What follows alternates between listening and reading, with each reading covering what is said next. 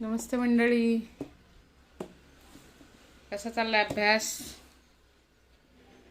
आता व्हिडिओमधून तुम्ही मला उत्तर तर नाही देऊ शकणार, पण जनरली अशी सवय आहे मला की प्रश्नातूनच आपला अभ्यास सुरू करायचा. ठीक आहे. अकाउंटन्सी इंटरेस्टिंग सब्जेक्ट आहे. ज्यांना आवडतो त्यांना आवडतो, ज्यांना नाही आवडत त्यांनाही आवड कशी लागेल असं सगळ्या तजवीज, सगळ्या तरतुदी माझ्याकडे आहेत. फक्त थोडंसं इंटरेस्ट त्याच्यात घेणं गरजेचं आहे. कसं असतं माहिती का, एखादा विषय आवडण्यासाठी तेवढ्या फोकसली त्याच्याकडे बघावंही लागतं. थोडासा आपल्याला रसही घ्यावा लागतो. एखादी गोष्ट नाही कळली, दुसरी गोष्ट नाही कळली तरी ज्या गोष्टी कळलेल्या आहेत त्या आपण इग्नोर नाही करू शकत. त्या हळूहळू आपल्याला कळतातच. आणि अकाउंटिंगमध्ये बराचसा भाग असा आहे अकाउंटन्सीमध्ये की तो रिपीट होणारा आहे, रिपिटेटिव्ह आहे. त्यामुळे विद्यार्थ्यांनी एकदा झालेला अभ्यास आहे, अकाउंट शिकायचं आहे तर रोज थोडं ना थोडं त्याचं काम करणं गरजेचं आहे. टर्म्स जेव्हा आपण लिहून घेतो किंवा त्याचं वाचन करणं गरजेचं आहे, त्या समजून घेणं गरजेचं आहे. आज शिकलेला अभ्यास आहे हा ठेवला आहे तसाच, पुन्हा 2 दिवसांनी वही उघडली तर तो अभ्यास काही उपयोगाचा नाही. ह्याच्यात तुम्हाला रोज अपडेट राहावं लागेल. रोजचा रोज अभ्यास तुम्हाला करावा लागेल, वाचावा लागेल. आपण मागच्या व्हिडिओमध्ये बेसिक टर्म्स, बेसिक टर्मिनॉलॉजीज त्याचं चार्ट आपण प्रिव्हियस व्हिडिओमध्ये बघितला होता बघा. बेसिक टर्म्स आपल्याला शिकायचे आहेत आता इथून पुढे. त्याच्यात फर्स्ट जो आपला वर्ड होता टाइप्स ऑफ ट्रान्झॅक्शन्स. ट्रान्झॅक्शन्स व्यवहार, त्याचे 2 प्रकार आहेत बघा टाइप्स ऑफ ट्रान्झॅक्शन्सचे. Monetary transactions and non monetary transactions. Monetary म्हणजे ज्या व्यवहारातून पैसे मिळतात किंवा ज्या व्यवहारातून पैसे दिले जातात अशा मॉनिटरी ट्रान्झॅक्शन्स. त्याच्यामध्ये पुन्हा 2 प्रकार आहेत, cash transactions and credit transactions. कॅशमध्ये जिथे इमिजिएट कॅश रिसीव्ड, त्वरित पैसे मिळतात अशा कॅश ट्रान्झॅक्शन्समध्ये काउंट येणार आहे. आणि क्रेडिट ट्रान्झॅक्शन्स म्हणजे व्यवहार होतो, माल दिला किंवा घेतला जातो, पण पैसे मिळण्यासाठी थोडासा अवधी असतो किंवा पैसे काही काळानंतर मिळणार असतात. पैसे बुडत नाहीत, फक्त पैसे मिळण्यासाठी थोडासा टाइम स्पॅन दिलेला असतो. सो मॉनिटरी ट्रान्झॅक्शन्सचे एकूण 2 प्रकार आहेत, कॅश ट्रान्झॅक्शन्स अँड क्रेडिट. आणि नॉन मॉनिटरीचे there is only 1 type of non monetary transaction, that is barter trade. Barter transactions म्हणजे ज्याच्यामध्ये पैसा नाहीच आहे, व्यवहारातच पैसा नाही आहे, पण तिथे व्यवहार होतो. उदाहरणार्थ मी प्रिव्हियस व्हिडिओमध्ये सांगितलं होतं की शेतकऱ्यांकडे गहू, तांदूळ त्यांच्या शेतामध्ये जे पिकतंय तो त्यांचा प्लस पॉईंट आहे का, तो त्यांचे गुड्स आहेत. मग आता एका शेतकऱ्याला तांदूळ हवेत आणि त्याच्या शेतात फक्त गहूच असतील तर तो गहू ज्याच्याकडे आहे तो शेतकरी तांदूळ असणाऱ्या शेतकऱ्याकडे जातो आणि त्याला ते एक्सचेंजमध्ये गव्हाच्या बदल्यात तांदूळ घेणं, अशा पद्धतीने व्यवहार. मग तो जो व्यवहार आहे तो बार्टर ट्रेड. हे आपण प्रिव्हियस व्हिडिओमध्ये चेक केलेलं आहे. आता आपण आज त्याचा पुढचा पॉईंट बघूया. बघा, पुस्तक माझं छान असं रंगरंगोटीने केलेलं आहे, कारण आम्ही BEdला असताना आम्हाला एक सूचना होती की जितकं चिरफाड कराल, जितकं त्याच्यामध्ये लिहाल, जितकी तुम्ही माहिती त्या पुस्तकावर लिहाल, तितका तुमचा अभ्यास जास्त होणार आहे. त्यामुळे कधीही अभ्यासाला बसताना हातात पेन्सिल घेऊन बसायचं आणि जेवढ्या शब्दांचे जितके अर्थ तुम्हाला तिथे लिहून घेता येतील तितका तो विषय तुम्हाला समजायला सोपा होतो. आले लक्षात? मलाही माझ्या कॉलेजला मी जेव्हा होते तेव्हापासूनची ही सवय आहे. त्यामुळे कंपल्सरी हातात पेन्सिल आणि जे काही समोर मटेरियल असेल ते घेऊनच अभ्यासाला बसायचं. आता फर्स्ट 1.7 दिले बघा पेज नंबर 7 वर. ट्रान्झॅक्शन फर्स्ट आपली जी टर्म आहे दॅट इज कॉल्ड ट्रान्झॅक्शन. आता डेफिनेशन काय बघा, ट्रान्झॅक्शनचा अर्थ काय? Exchange of goods and services. Exchange म्हणजे च्या बदल्यात. Exchange of goods and services between 2 persons. Goods म्हणजे माल, सर्व्हिसेस म्हणजे सेवा. सांगते मी, दोन्हीचा अर्थ सांगते. Exchange of goods and services between 2 persons or parties for money or money's worth is known as transaction. आता ट्रान्झॅक्शन म्हणजे व्यवहार, हे सगळ्यांना लहानपणापासून माहिती. म्हणजे जरी आपण ते थिअरॉटिकल पार्टमध्ये बघित असतो तरी देखील आता आपण दुकानात गेलेलो असतोच प्रत्येक वेळेस. त्या दुकानात गेल्यानंतर तिथं जे जे काही आहे, तिथं जे जे काही घडतं हे सगळ्यांनी आपण अनुभवलेलं आहे की ते दुकानात जायचं, आपल्याला हव्या असलेल्या वस्तू घ्यायच्या आणि मग त्या वस्तूंच्या बदल्यात आपण पैसे द्यायचे आणि आपली वस्तू जी आहे ती घरी घेऊन यायची. हे सगळं आपल्याला माहिती आहे बघा. तेच आता फक्त लिहिलेल्या भाषेत आहे, बाकी काही नाही आहे. एक्सचेंज ऑफ गुड्स म्हणजे दुकानात गेल्यानंतर तुम्ही साखर घेऊन येता, चहा घेऊन येता, दूध घेऊन येता, डाळी घेऊन येता, साबण घेऊन येता, तुम्ही काही ना काहीतरी खरेदी करून घेऊन येता. दॅट इज गुड्स, माल, कमॉडिटी, आर्टिकल्स असे त्याला वेगवेगळे शब्द आहेत. एक्सचेंज म्हणजे च्या बदल्यात, गुड्स मालाच्या बदल्यामध्ये, आणि सर्व्हिसेस. गुड्स अँड सर्व्हिसेस ह्या दोन्हीमध्ये फरक आहे लक्षात. गुड्स म्हणजे जिथे तुम्हाला एक वस्तू विकत मिळते, पुस्तक खरेदी करतो आपण ज्याच्यामध्ये आपल्याला पुस्तक मिळतं, आपण फर्निचरच्या दुकानात गेल्यानंतर फर्निचर घेऊन येतो, टीव्ही सेट्सच्या दुकानात गेल्यानंतर टीव्ही घेऊन येतो. इथं तुम्हाला फिजिकल फॉर्ममध्ये ती वस्तू दिसते, पण सर्व्हिसेसमध्ये कुठलीही वस्तू नसते बघा, कुठलीही वस्तू नसते, सर्व्हिसेस असतात त्या. फॉर एक्झाम्पल टीचर्स आहेत, डॉक्टर्स आहेत. आता हे लोक त्यांच्या घेतलेल्या ज्ञानाचा उपयोग समाजाच्या सेवेसाठी करत असतात. म्हणजे टीचर्स नसतील तर स्टुडंटचं काय होणार आहे, डॉक्टर्स नसतील तर पेशंटचं काय होणार आहे. ह्या दोन्ही केसेसमध्ये कुठंही उत्पादन हा प्रकार नाही आहे बघा, कुठंही प्रोडक्शन हा प्रकार नाही आहे. पण ते टीचर्स आहेत, ते डॉक्टर्स आहेत, त्या त्यांच्या ज्ञानाचा उपयोग समाजाच्या सेवेसाठी करतात आणि त्यातून त्यांचं इन्कम होत असतं. मग हे जे सेवा ते देत असतात ना, दॅट इज कॉल्ड सर्व्हिसेस. आले लक्षात. म्हणजे आपल्या हातात येणारी खरेदी केल्यानंतर प्रत्येक जी वस्तू आपल्याला मिळते तो माल, पण ती वस्तू आपल्यापर्यंत पोहोचण्यासाठी जे जे घटक मदत करत असतात ते असतात सर्व्हिसेस. उदाहरणार्थ बँकवाले आहेत की जे बिझनेसला लोन देण्याचं काम करतात, इन्शुरन्स कंपनीज आहेत जो गोडाऊनमधल्या मालाची सिक्युरिटी करतात, सिक्युरिटीसाठी पॉलिसीज देतात. ट्रान्सपोर्टेशन आहे, विदाउट ट्रान्सपोर्टेशन बघा बरं आपल्याला वस्तू घराच्या आपल्या जवळपास मिळेल का, शक्यच नाहीये. ट्रान्सपोर्टेशन शिवाय माल ग्राहकांपर्यंत जाणंच शक्य नाहीये. आता ट्रान्सपोर्टेशन, बँक किंवा इन्शुरन्स कंपन्या ज्या आहेत ह्या बेसिकली एक उत्पादन तयार करताना कुठंच येत नाहीत बघा. एक माल तयार करत असताना हे घटक कुठेच येत नाहीत, पण त्यांच्या सर्व्हिसेस शिवाय हा तयार झालेला माल ग्राहकांपर्यंत जाणार पण नाहीये. म्हणून ते गुड्स अँड सर्व्हिसेस म्हणले. आले लक्षात. Exchange of goods and services between two persons, दोन तर व्यक्ती असायलाच पाहिजेत व्यवहारामध्ये, त्याच्याशिवाय तर व्यवसाय होणारच नाही. Between two persons or parties for money's and money's worth is known as transaction. व्यवहार म्हणजे काय, वस्तू आणि सेवा ही पैशाच्या बदल्यामध्ये दोन व्यक्तींमध्ये जेव्हा देवाणघेवाण होते की माल घ्या आणि पैसे द्या, हे जेव्हा होतं तेव्हा त्याला म्हणायचं आहे ट्रान्झॅक्शन्स म्हणजे व्यवहार. आले लक्षात. Exchange of goods and services between the two persons or parties for money and money's worth, पैशाला जवळचा पर्याय, इज नोन ॲज ट्रान्झॅक्शन. आता त्या ट्रान्झॅक्शनचे दोन प्रकार आहेत बघा, आपण इथेच बघितले. There are two types of transaction, monetary आणि नॉन मॉनिटरी. आणि मॉनिटरीचे पुन्हा दोन प्रकार केलेत, कॅश आणि क्रेडिट. आणि नॉन मॉनिटरीचे एक प्रकार आहे बार्टर ट्रेड. आता हा जो चार्ट आहे हाच चार्ट इथे एक्सप्लेन केलेला आहे. आता फर्स्ट आपण बघूया आज मॉनिटरी ट्रान्झॅक्शन. मॉनिटरी म्हणजे पैशाशी निगडित असणारे व्यवहार बघा, की ज्याच्यातून ज्या व्यवहारातून कॅश इमिजिएट मिळणार आहे असं. The transaction which involves an exchange of money and money's worth directly or indirectly is called as monetary transaction. Clear आहे. हे लिहायचं आहे वहीमध्ये सर्वांनी. Monetary transactions, the transactions which involves an exchange of money and money's worth. असे व्यवहार की ज्याच्यामध्ये पैसा डायरेक्ट किंवा इनडायरेक्ट मिळतो त्याला म्हणायचं monetary transactions.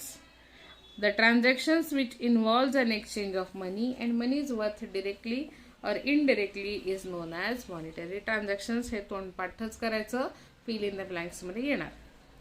Only monetary transactions are recorded in the books of accounts. हे मात्र नीट लक्षात ठेवायचं आहे. ज्याच्यातून पैसे मिळणार आहेत असेच व्यवहार आपण लिहिणार आहोत. नुसतं तुम्ही फोनवर बोलाल हे आणू का ते आणू का, ही ऑर्डर घ्या ती ऑर्डर घ्या, अहो हो तुम्ही ऑर्डर द्याल पण जेव्हा तुम्ही माल तो घेणार आहात आणि जेव्हा तुम्ही पैसे देणार आहात तेव्हाच तो व्यवहार असणार आहे. मग जिथे जिथे क्लिअर हा व्यवहार होतो, जिथं पैसे मिळतात, जिथं माल दिला जातो, असेच व्यवहार हे मॉनिटरी ट्रान्झॅक्शन्स असणार आहेत. आणि अशाच रेकॉर्ड आपण अकाउंटिंगमध्ये करतो. क्रेडिट ट्रान्झॅक्शन्स रेकॉर्ड करण्यासाठी फक्त एक टॉपिक आहे सबसिडरी बुक्स. बाकी अदरवाईज आपण जे टॉपिक बघणार आहोत त्याच्यात सगळ्या कॅश ट्रान्झॅक्शन्सच आपण रेकॉर्ड करायच्या आहेत. Only monetary transactions are recorded in the books of accounts. त्याचे दोन प्रकार आहेत बघा, cash transactions and credit transaction. Cash म्हणजे इमिजिएट कॅश मिळते आणि क्रेडिट म्हणजे काही कालावधीनंतर पैसे मिळतात. बघा, कॅश ट्रान्झॅक्शन्स पैशाचे व्यवहार. A business transactions which cash is paid or received immediately is known as cash transactions. Clear आहे? अ बिझनेस ट्रान्झॅक्शन असे व्यवसायाचे व्यवहार in which cash is paid. Cash दिली पण जाते, पेड म्हणजे दिली जाणे, आणि रिसिव्ड म्हणजे मिळणे. पेड म्हणजे दिले जाणे आणि रिसिव्ड म्हणजे मिळणे. अ business transactions which cash is paid and received immediately म्हणजे ताबडतोब, लगेचच. Immediately is known as cash transactions. लगेचच कॅश ज्या व्यवहारातून मिळते त्या कॅश ट्रान्झॅक्शन्स. उदाहरण दिले बघा. For example, purchases of goods for cash at ₹15,000. Purchases खरेदी करणे. परचेसेस म्हणजे खरेदी करणे. Purchases of goods for cash म्हणजे गुड्स खरेदी केलेले आहेत कॅश देऊन 15,000ची. 15,000ची कॅश मिळालेली आहे, त्याच्या बदल्यात 15,000चे गुड्स दिलेले मिळालेली आहे. आले का लक्षात? म्हणजे इथं व्यवहार पूर्ण झालेला आहे, पैसे मिळालेले आहेत. विच इज ऑलरेडी पेड और रिसिव्ड. म्हणून अशा ज्या एंट्रीज आहेत ह्या कॅश ट्रान्झॅक्शन्समध्ये येतील. Purchases of goods for cash ₹15,000 that is cash transaction. And another example is given, payment of salary at ₹5,000. Payment म्हणजे दिले जाणारे पैसे. कशासाठी? सॅलरी, पगारासाठी दिले ₹5,000. पगार दिला ना, सर्व्हिस दिली ना तुम्ही, पगार दिल्यानंतर तुम्हाला जे कॅश मिळालेली आहे किंवा फर्मकडनं जी कॅश गेलेली आहे that is also cash transactions. विद्यार्थ्यांनी लक्षात काय ठेवायचं आहे की असे व्यवहार किंवा ज्याच्यातून कॅश मिळते किंवा ज्याच्यात कॅश दिली जाते त्या सगळ्या कॅश ट्रान्झॅक्शन्स आहेत. आता क्रेडिट ट्रान्झॅक्शन्स, उधारीचे व्यवहार. इथं काय असतं, इमिजिएट कॅश पेमेंट होत नाही किंवा इमिजिएट कॅश रिसिव्ड होत नाही. त्याच्यासाठी एक थोडासा काळ दिलेला असतो. 2 दिवस, 4 दिवस, 2 महिने, 3 महिने, 6 महिने, जे काय असेल ते. Credit transactions. A credit transaction is one in which cash is not paid or not received immediate at the time of transaction. बघा, इथे इमिजिएटली मिळते पण इथे नॉट म्हणले बघा.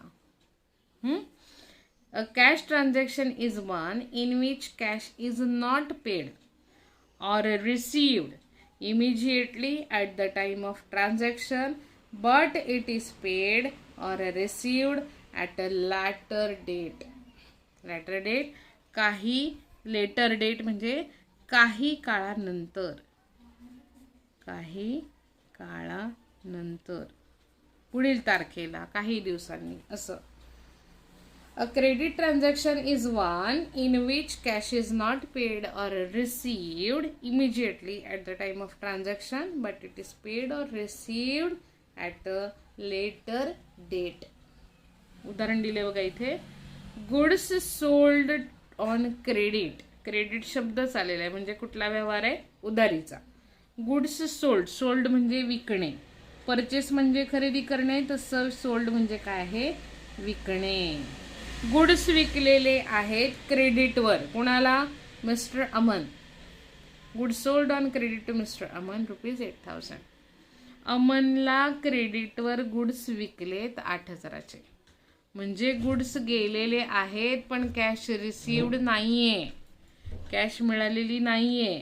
So that's why here the word is credit. म्हणून इथे credit हा शब्द आलेला आहे. मिस्टर अमनला गुड्स दिलेत पण क्रेडिट ट्रान्झॅक्शन असल्यामुळे त्याला थोडासा वेळ दिलाय पैसे द्यायला. मे बी 2 दिवस, 4 दिवस, 1 महिना, 2 महिने, जे काय असेल. Goods sold on credit to mister Aman at ₹8,000. अजून एक उदाहरण आहे बघा. Sold machinery to mister Amar Singh on credit at ₹20,000. आता नावा इथं क्रेडिट आले म्हणलंय ना की क्रेडिटच. क्रेडिटवर म्हणजे काही काळानंतर पैसे मिळणार आहेत असं. सोल्ड मशिनरी, मशीन विकली अमर सिंगला क्रेडिटवर 20,000ची. की तो अमर सिंग मशीन घेऊन गेलाय पण पैसे देण्यासाठी थोडासा वेळ असणार आहे. आले लक्षात? कॅश ट्रान्झॅक्शन्स म्हणजे इमिजिएट कॅश रिसिव्ड होते आणि क्रेडिट ट्रान्झॅक्शन्स म्हणजे काही व्यवहार होतो, माल दिला घेतला जातो पण पैसे मिळण्यासाठी थोडासा वेळ असणार आहे. आता नेक्स्ट टाईप आहे बघा non monetary transactions. Non monetary म्हणजे जिथं पैसा नाहीये पण जिथं व्यवहार होतोय ते आहेत non monetary transactions. The transactions which does not involve an exchange of money or money's worth directly or indirectly are called as monetary transactions. The transactions which does not involve an exchange of money and money's worth directly or indirectly are called non-monetary transactions. असे व्यवहार की ज्याच्यामध्ये पैसा नाहीच आहे पण पैशाच्या पर्याय किंवा व्यवहार हे होत आहेत पैशाच्या शिवाय, असे सगळे non monetary. The transactions which does not involve an exchange of money and money's worth directly or indirectly are called as non monetary transactions. विद्यार्थ्यांनी हे पण वहीमध्ये लिहायचं आहे. An exchange of one thing against another thing is called as barter transaction. An exchange of one thing, एका वस्तूच्या बदल्यात दुसरी वस्तू. An exchange of one thing against another thing is known as barter trade. वस्तू विनिमय पद्धत. वस्तू विनिमय पद्धत हे आपण 10वी पर्यंत अभ्यासलेलं असतं, बरोबर. आता नेक्स्ट आपली टर्म आहे बघा ट्रान्झॅक्शन. लक्षात आलं सगळ्यांच्या? ट्रान्झॅक्शन्स व्यवहार, मॉनिटरी ट्रान्झॅक्शन्स पैशाचे व्यवहार. त्याचे 2 प्रकार आहेत, कॅश ट्रान्झॅक्शन्स रोखीचे व्यवहार आणि क्रेडिट ट्रान्झॅक्शन्स उधारीचे व्यवहार. नॉन मॉनिटरी ट्रान्झॅक्शन्स म्हणजे पैशाच्या शिवाय केले जाणारे व्यवहार. त्याचा एकच प्रकार आहे बार्टर ट्रेड, वस्तू विनिमय पद्धत. आता पुढे एक टर्म दिले बघा एंट्री. एंट्री एंट्री म्हणजे प्रवेश. जसं की आपल्याला थिएटरमध्ये गेल्यानंतर आपल्याला तिकीट दाखवल्यानंतर मग आतमध्ये एंट्री मिळते पहा, आतमध्ये जावं लागतं. मग तसं आपल्या अकाउंटिंग भाषेमध्ये एंट्री कशाला म्हणतात बघूया. Entry, recording of business transactions in the proper form और method is in the books of accounts is called as an entry. Recording of business transactions, व्यवसायाचे होणारे व्यवहार हे नोंद करण्याची एक सिस्टमॅटिक पद्धत जी आहे ती पद्धत आहे एंट्री. मी उदाहरण जरूर सांगेन याचं. Recording of business transactions in proper form, एक व्यवस्थित पद्धत, कसं पण लिहायचं नाहीये, त्याला एक रूल आहे, रेग्युलेशन्स आहे. प्रॉपर फॉर्म और method in the books of accounts is called as entry. विद्यार्थ्यांनी ही डेफिनेशन पाठ करायची आहे, एंट्री पाठ करायची. बघ आता एंट्री म्हणजे काय बघा. Recording of business transactions in proper form और method is in the books of accounts is known as entry. आता फॉर एक्झाम्पल इथे बघा पेमेंट ऑफ सॅलरी हा व्यवहार आहे.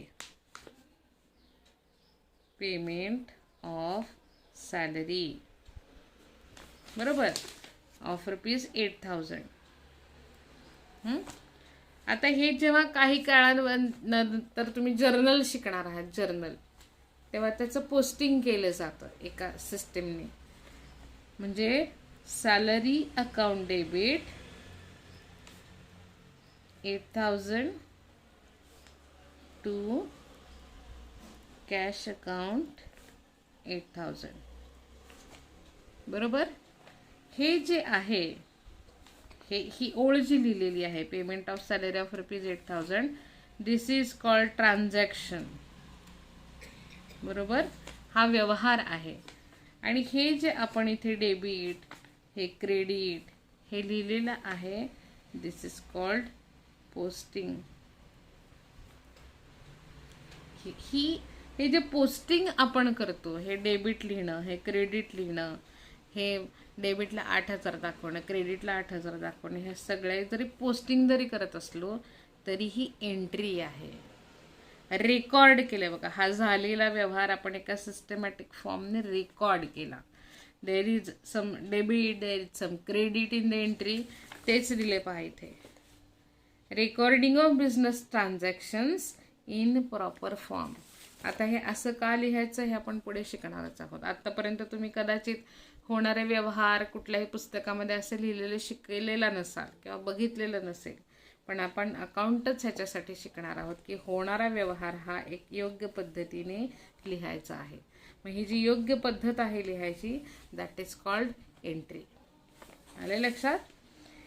Recording of business transaction in proper form or method in the books of accounts is called as entry. Second one आहे narration. Narration किंवा narrates हा शब्द तुम्ही ऐकलेला असतो बघा कुठे तर इंग्लिशमध्ये. आता आपल्याकडे नॅरेशन काय आहे बघा. being salary paid.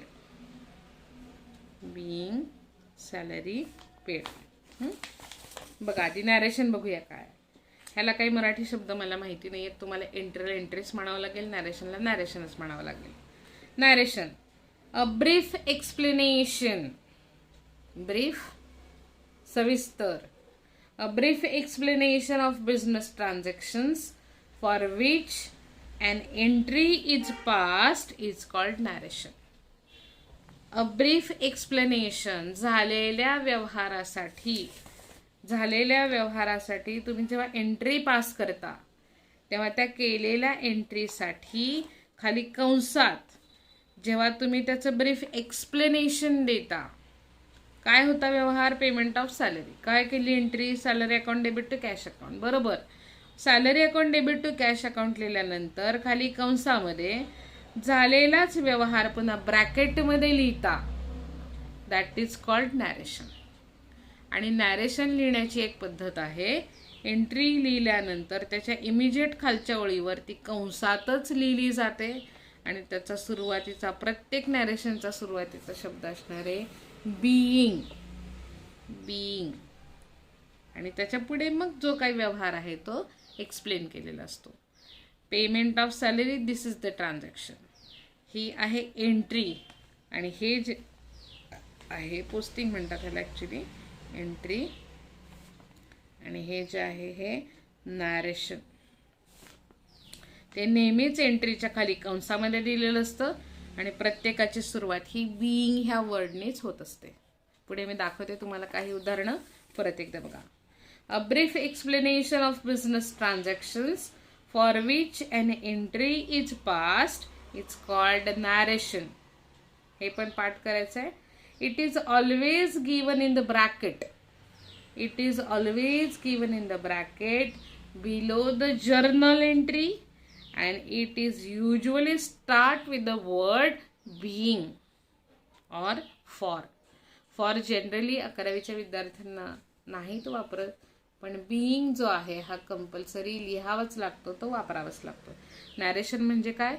It is a brief explanation of that particular entry which is given immediate after the entry in the bracket started with the word being.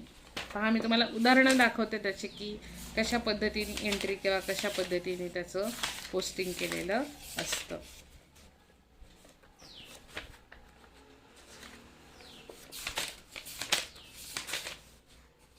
पाहत आहे बघा, इथे एंट्री आहे.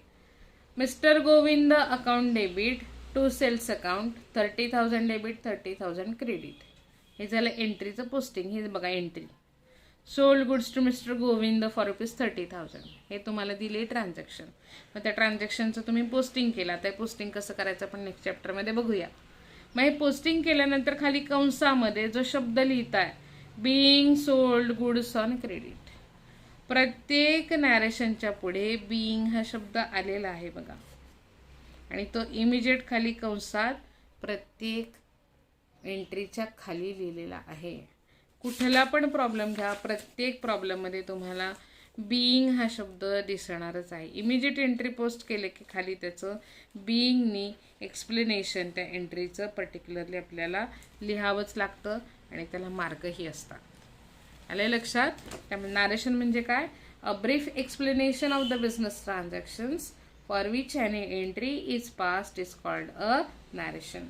It is always given in the bracket below the journal entry and it is usually start with the word being or for. ठीक आहे. आता शेवटचा एक पॉइंट आपण बघू आणि मग आपण थांबू. तिसरा पॉइंट दिलाय बघा खाली त्यांनी, गुड्स. गुड्स म्हणजे माल. माल म्हणजे एखादा मॅन्युफॅक्चरर, एखादा प्रोड्युसर ज्या पद्धतीचं, ज्या प्रकारचं उत्पादन करणार आहे त्याला म्हणायचं गुड्स. फॉर एक्झाम्पल, माझा साखर कारखाना आहे, तर जे साखर तयार होणार आहे ते माझ्यासाठी गुड्स आहेत.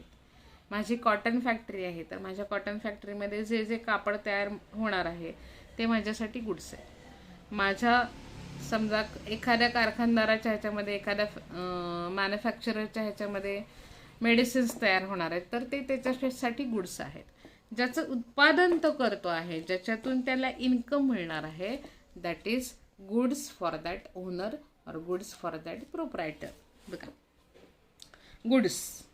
The term goods refers to the merchandise commodities. Commodities also goods. Merchandise, commodities, articles, things in which trader trades. Trader व्यापारी, trades व्यवहार करणे. व्यापारी ज्या गोष्टींसाठी व्यवहार करतात त्या गोष्टी म्हणजेच गुड्स असणार आहेत, कमॉडिटीज असणार आहेत, आर्टिकल्स म्हणलं जातं, थिंग्ज म्हणलं जातं. म्हणजे गुड्स हा फक्त एक शब्द नाही, तर त्याला एवढे सारे शब्द आहेत. आले लक्षात? The term goods refers to the merchandise, commodities, articles and things in which trader trades. These are purchased or manufactured for the purpose of sale and to earn profit. साहजिक आहे, कुठलाही मॅन्युफॅक्चरर वस्तू विकायला जाणार आहे म्हणूनच ते तयार करणार आहे. त्याच्यासाठी खूप सारे पैसे इन्व्हेस्ट केलेले असतात. 5 रुपयाचं पेन असू द्या, नाही तर 70,000ची वॉशिंग मशीन असू द्या, निश्चित ती खरेदी करणार आहे कोणी, म्हणूनच ती तयार केलेली असते. ज्याच्यातून त्या प्रोड्युसरचं, ज्याच्यातून त्या मॅन्युफॅक्चररचं इन्कम होणार आहे. आलंय लक्षात? उदाहरणं दिलेत बघा त्यांनी खाली. Medicines are goods for the chemist. मेडिकलमध्ये काम करणारा जो व्यक्ती आहे त्याच्यासाठी त्या दुकानामध्ये असणारे जे मेडिसिन्स आहेत, may be syringe, may be tablets, may be tubes, औषधं काय जे असतील ते त्याच्यासाठी काय असणार आहेत, गुड्स असणार आहेत. Vegetables are goods for the vegetable vendor. Vendor व्यापारी, विक्रेता, व्यापारी किंवा विक्रेता. म्हणजे भाजी विकणाऱ्यासाठी त्याची जी भाजी आहे ते त्याच्यासाठी गुड्स आहे. Vegetables are goods for the vegetable vendor. Parts like tyres, engine gearbox, cables are produced by the vehicle manufacturer like Bajaj auto and Hero motors. गाडी फक्त दिसते, पण आपल्याला त्याचे जे छोटे छोटे स्मॉल पार्ट्स असतात, नट, बोल्ट, त्याचा गिअरबॉक्स, त्याचे टायर, हँडल्स, काय जे असेल ते, हे जे सगळं मटेरियल आहे ते त्या ऑटो बजाजसाठी किंवा हिरोसाठी जे काय आहे ते त्यांच्यासाठी गुड्स असणार आहेत. आले लक्षात? त्यामुळे विद्यार्थ्यांनी हा विषय समजून घ्या. रट्टामारीन काम करण्यापेक्षा तो जर समजून घेतला तर जास्त त्याची आवड आपल्याला लवकर निर्माण होईल.